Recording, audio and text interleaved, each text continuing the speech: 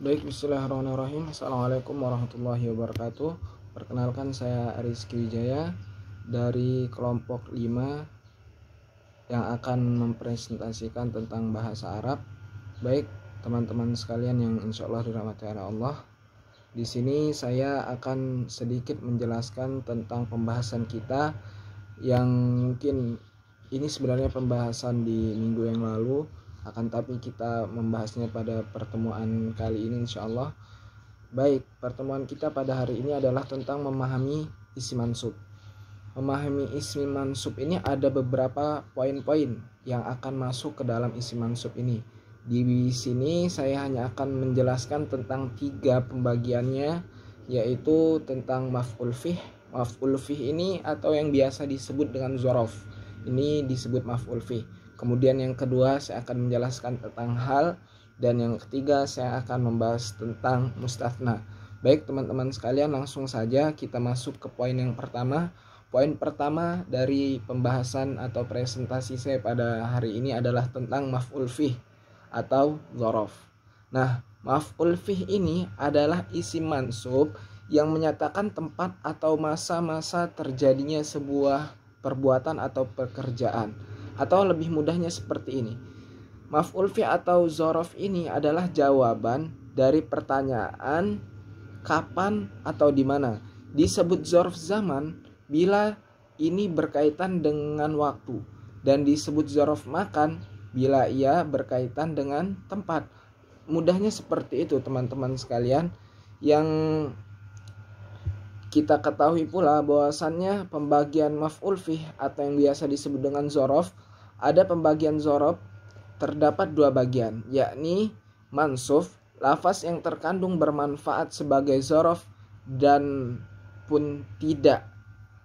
Kemudian ghairu mansub, lafaz-lafaz yang hanya dipakai untuk dzaraf atau majrur dengan min, laksana seperti inda, qabla, ba'da. Sehingganya ketika dzaraf ini inda, qabla dan ba'da ini sebelumnya didahului huruf min, maka hukumnya tidak mansuf. Seperti itu, maka hukumnya ghairu mansub, sehingga menjadi min ba'di, min qabli, seperti itu.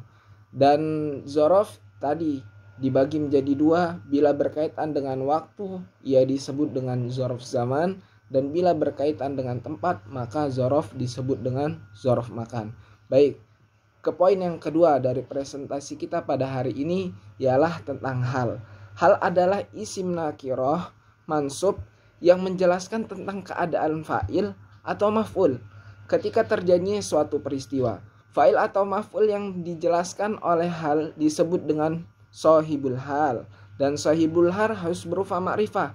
Contoh, dhahabtu ilal madrasah rakiban. Kemudian yang kedua, sarabtul ma'a sofian. Kata rakiban merupakan hal yang menjelaskan keadaan fa'il, yang artinya kan seperti ini. Dhahabtu ilal madrasah rakiban, saya pergi ke sekolah atau ke kampus bisa ya dengan berdiri seperti itu. Nah, ini menjelaskan bahwasannya keadaan fa'il ya, keadaan fa'ilnya adalah berdiri tersebut. Maka ini yang disebut dengan hal.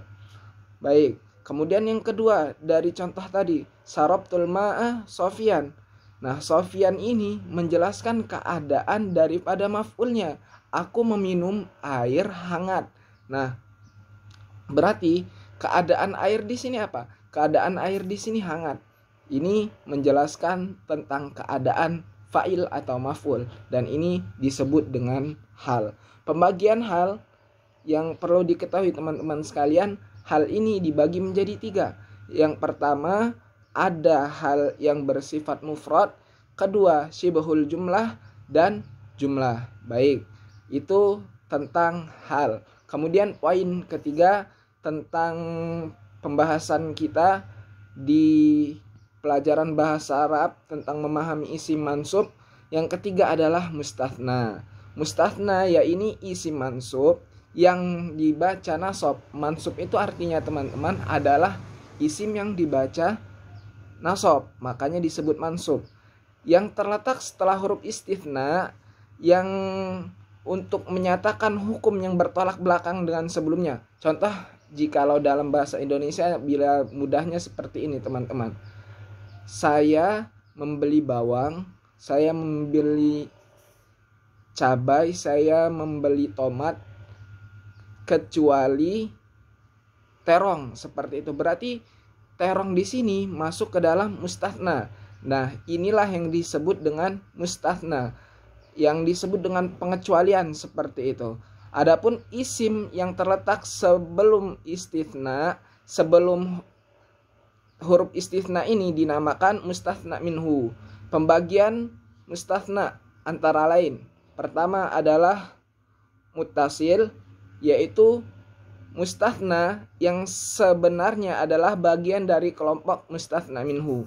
Kedua, munqati, yaitu mustathna yang bukan bagian dari mustathna minhu, atau kebalikan dari mustatil ataupun mutasil di atas. Baik.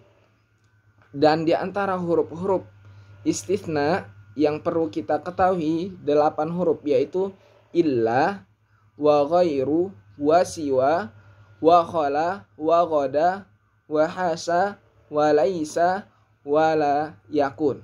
Baik, seperti itu. Mungkin bila ada salah dan kurangnya, saya mohon maaf. Sekian dari presentasi saya yang mewakili kelompok 5 bahasa Arab. Mohon maaf atas kekurangan dan kehilafannya. Kepada Allah saya mohon ampun. Wabillahi taufiq wal hidayah. Wassalamualaikum warahmatullahi wabarakatuh.